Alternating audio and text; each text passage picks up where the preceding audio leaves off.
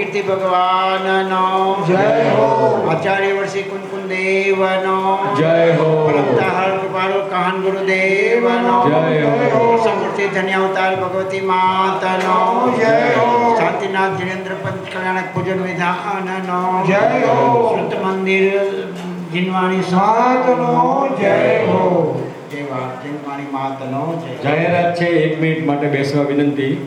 સુવર્ણપુરી સોનગઢથી આપણે ત્યાં નિમંત્રણને માન આપીને પધારેલ આપણા ત્રણેય આત્માર્થી વિદ્વાન પંડિતોએ અત્યારે જાણે સાક્ષાત શાંતિનાથ ભગવાનનો પંચ કલ્યાણક આપણી સામે ભજવાતો હોય એવું દ્રશ્ય ખડું કરી દીધું.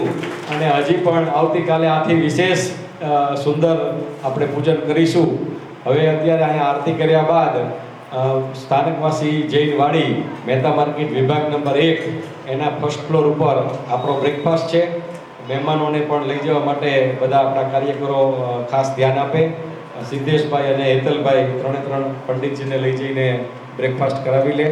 અને અહીંયા આપણે 8:50 સ્તુતિ ચાલુ થશે. 9 વાગે ગુરુદેવશ્રીનું સીડી પ્રવચન સ્ટાર્ટ થશે. અને ત્યારબાદ ત્રણ વિદ્વાન પંડિતોનો 45 મિનિટનો શાસ્ત્ર સ્વાધ્યાય રહેશે. 12:30 વાગ્યા આસપાસ આપણે ભોજન ત્યાં તે શરૂ થશે.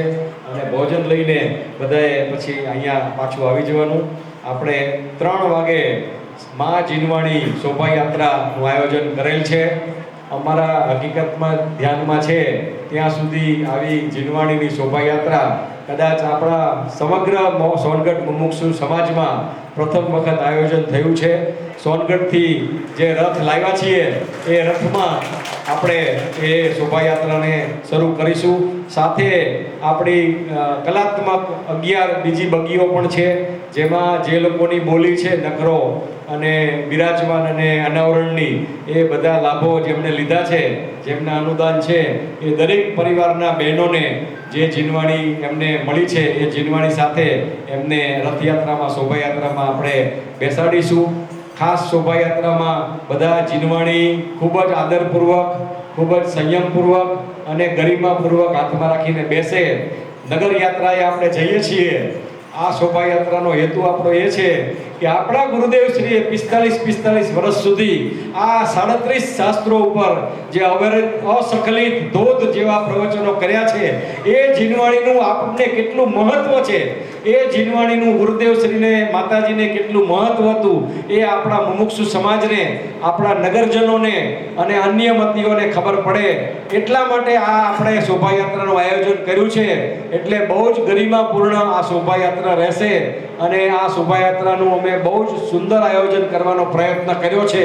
સમય અને બાકીની બધી ડિસિપ્લિન બધા રથથી સારી રીતે મળશે તો આપણા સમાજનું, અમારા મંડળનું શોભા વધશે અને આપણે એવું સુંદર આયોજન કરીએ. ત્યારબાદ બપોરે બીજો કોઈ કાર્યક્રમ નથી. પછી ચોવિયાર ભોજન 5:15 સ્ટાર્ટ થઈ જશે. 6:25 પછી કોઈને ડીશ આપવામાં નહીં આવે.